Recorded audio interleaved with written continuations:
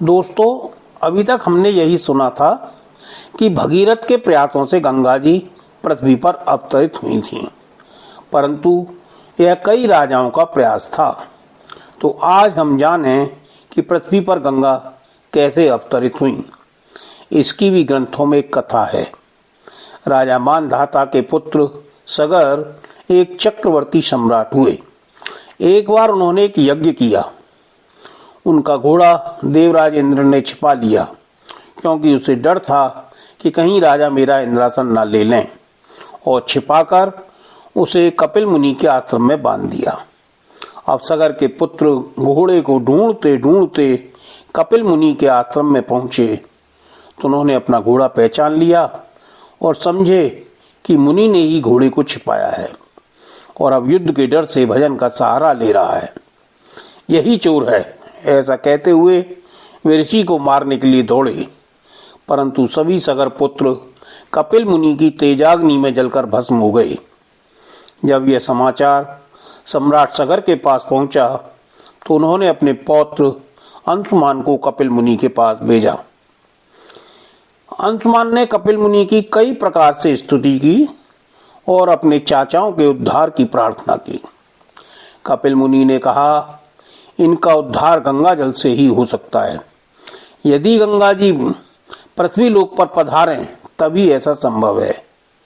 गंगा जी को पृथ्वी पर लाने के लिए पहले राजा अंशुमान ने तपस्या की, फिर राजा दिलीप ने तपस्या की और फिर दिलीप के पुत्र भगीरथ ने तप किया। भगीरथ ने सबसे पहले ब्रह्मा जी को प्रसन्न किया। उन्होंने बताया कि गंगा जी मेरे कमंडल में हैं, परंतु मैं उसे छोड़ूंगा तो उनका वेग इतना है कि सारे भूमंडल पर जल प्रलावन हो जाएगा। जब भगीरथ ने इस समस्या का हल पूछा तब ब्रह्मा जी ने बताया, इस वेग को केवल भोलेनाथ ही सह सकते हैं, अतः तुम उन्हें तैयार करो। भगीरथ ने फिर भगवान शंकर की आराधना की और शंकर जी को गंगा का वेग धारण करने के लिए मनाया। इसके बाद भगीरथ ने ब्रह्मा जी को बताया कि भगवान महेश गंगा के वेग को धारण करने के लिए तैयार हैं। ब्रह्मा जी ने अपने कमंडल से गंगा जी को मुक्त किया और भगवान महादेव ने गंगा जी को अपनी जटाओं में धारण किया और उस जटा में से एक लट को धरती पर प्रवाहित किया। जिस दिन यह लट प्रवाहित की गई उस दिन ज्येष्ठ शुक्ल पक्ष की दशमी थी, इसलिए इस दिन को गंगा दशहरा के रूप में मनाया जाता है। जिस स्थान पर लट प्रवाहित हुई उस स्थान को गौमुख नाम से जाना जाता है। तब माँ गंगा अनेक स्थानों को शुद्ध करती हुई कपिल मुनि के आश्रम में पहुंची। गंगा जी के स्पर्श होने पर सगर के पुत्रों को सद्गति प्राप्त हुई।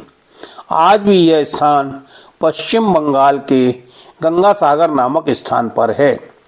मकर संक्रांति के दिन यहाँ बहुत बड़ा मेला लगता है और देश विदेश से लाखों श्रद्धालु यहाँ स्नान करने और कपिल मुनि के दर्शन करने आते हैं। हिंदुओं में मान्यता है कि सारे तीर्थ बार बार गंगा सागर एक बार। बोलो गंगा मैया की जय।